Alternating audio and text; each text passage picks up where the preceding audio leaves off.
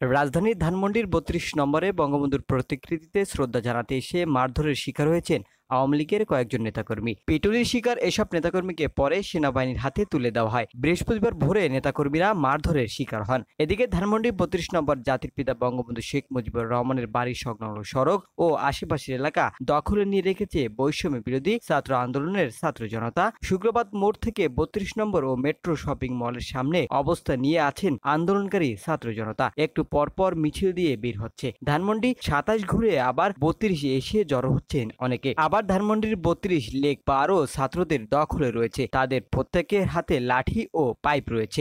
সকল প্রকার ইলেকট্রনিক্স পণ্য কিনতে এখনই চলে আসুন হীরা ইলেকট্রোমার্টের ফেসবুক পেজে ও যোগাযোগ করুন নিচে দেওয়া নাম্বারটিতে।